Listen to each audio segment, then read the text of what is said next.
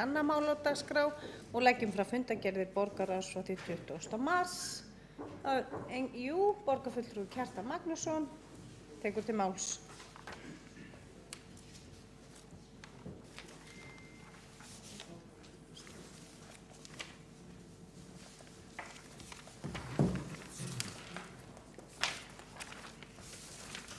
Forseti, góðir borgarfulltrúar, ég ætla að gera hér að umtalsefni fyrirspurn okkar borgarfulltrúa Sjálfstæðisflokksins í borgarráði 20. mars og hún snýst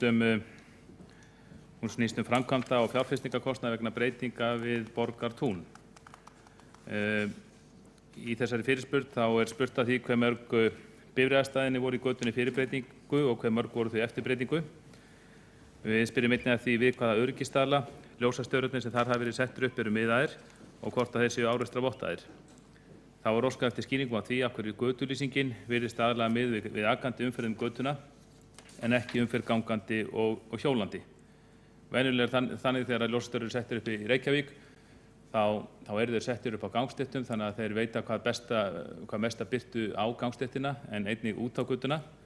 En ljósastörurnar þarna eru með þeim hætti að þó þeir séu vissulega á gangstéttinni eða hjólreiðabrautinni þá slútir sjálft ljóskerið yfir götuna þannig að ljóskerið veitir fyrst og fremst lýsingu á götuna en síðan einhvern veginn inn á sjálfan hjólreiðastíginn og gangstéttina. Þannig að sömuleyti hefði verið betra að bíða eftir að það kæmi svar við þessari fyrirspurn. Það hefur ekki komið og þrátt fyrir að þetta sé frekar einföld fyrirspurn og auðvelt að svara henni og það hefur því miður verið þannig með fyrirspurnir sem við sjálfstæðismenn höfum lagt fram á vettvangi borgarráðs og borgarstjórnar á kjördæmabilinu. Það er mjög misjafnt hvernig þeim hefur verið svarað. Yfirleitt höfum við þurft að bíða nokkuð lengi eftir svari en ég vona að það verði ekki í þessu tilviki og mér finnst að við þurfum að þessar breytingar á Borgartúninu þurfum við að ræða sem fyrst vegna þess að margir þeir sem eru með starfsemi við Borgartúnið, þeir eru ósáttir við sjálfar breytingarnar. Þeir benda á það að eftir breytingu þá hafi gatan verið þrengd þannig að strætisvagnar þurfa að stöðva á miðri akrein til að taka upp eða hleypa út farþegum. Þetta tefji umferðina og stöðvi hana jafnvel alveg þegar strætisvagnar þurfa að nema þarna staðar. Og þetta hafa atvinnurekendur við Borgartún gert athugasemdir við, telja gatan virki ekki eins vel eftir breytingu.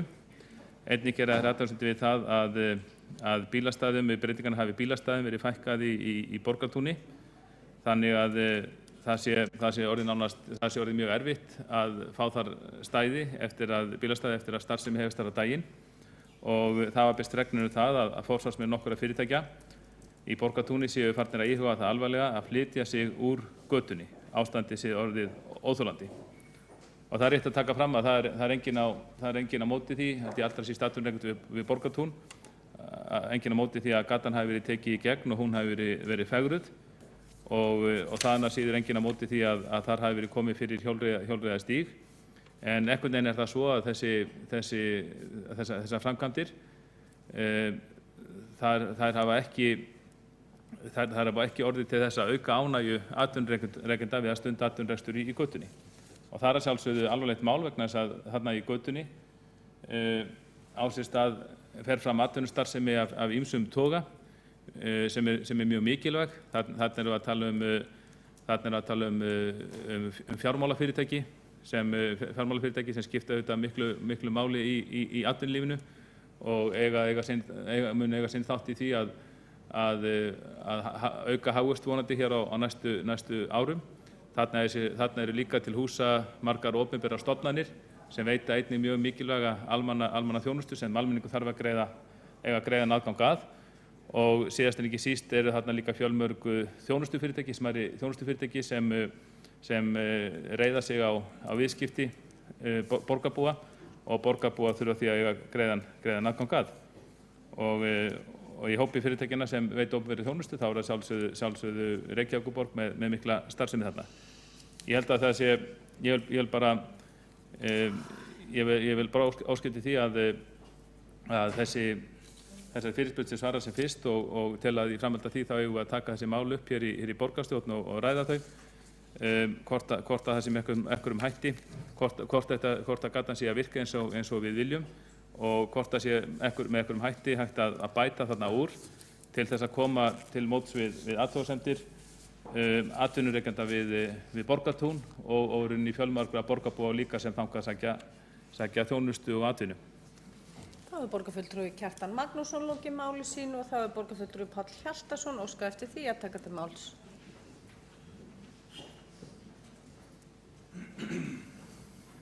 Forseti, góðir borgarfulltrúar. Það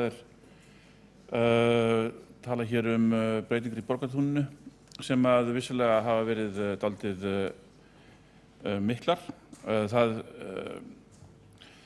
Það tekur tíma fyrir svona breytingar að síga inn og virka og auðvitað eru alltaf fyrst einhverjir sem eru óöruggir og finnst óþægilegt að það sé búið að breyta og eitthvað af staðum fækkað í götukassa en mjög lítið á svæðinu í heild sinni, mjög lítill hluti.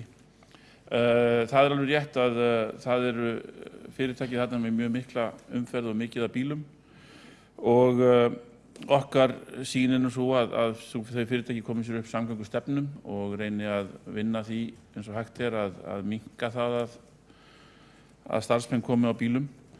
En að auki er til rammaskipulag fyrir Borgartúnið, svona suður hlutann, sem að gerir ráð fyrir töluvert miklu af bílastæðum neðanjarðar á svæðinu og það er auðvitað framtíðin að fyrirtækin nýti sér þær hugmyndir og bílastæði fari í auknum mæli neðanjarðar. Það er náttúrulega alltaf hægt að segja að hún virki ekki ennþá. Varðandi ljósið þá var nú sýnt fram á það mjög skýrt í umhverfis- og skipulagsráði að ljósmagnið ætti að vera meira en nægilegt og það var ekki ástæða til þess að efast þá reikninga. Mér fannst sjálfum hún ekkert vera sérstaklega dimm í vetur en það var ekki alveg að marka. Það voru framkvæmdir í gangi obban á tímanum og notkun á þessu sjálflega. Það er náttúrulega alltaf erfitt að segja til þegar verið er að breyta götum og það er ekki komið samhangandi kerfi af hjólreiðastígum eða göngustígum. En það er alveg ljóst að hlutverk Borgartúnsins er mjög mikið í að færa hjólafólk niður í bæ og úr bænum sérstaklega í gegnum Laugardalinn sem virkar sem nokkurs konar safnari á hverfinu í kring og þá er Borgartúnið mjög mikilvæg flutningsæð en auðvitað virkar hún ekki að fullnustu fyrir en búið er að klára það og upp Sundlaugaveg og svo framvegis. Maður sé nú samt töluverða mikla aukningu, sérstaklega yfir Snorrabrautina á þeim gatnamótum eftir þessar leið, bæði gangandi og hjólandi. Sumarið mun nú leiði ljós hvort að þetta tekur almennilega við sér. En auðvitað tek ég undir það að það er alltaf mikilvægt að fylgjast vel með svona framkvæmdum og það er gert og sjá hvort það sé eitthvað sem hægt er að sníða vankantana af. Sjálfur er ég sannfærður að þetta er frábær framkvæmd og mun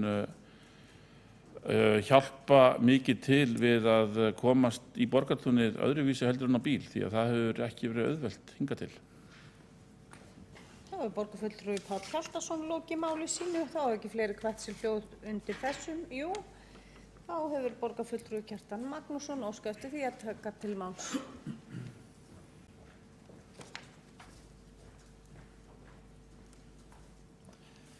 Forseti, góðir borgarfulltrúar, ég vil þakka formanni umhverfis- og skipulagsráðs fyrir að koma mér upp og svara mér.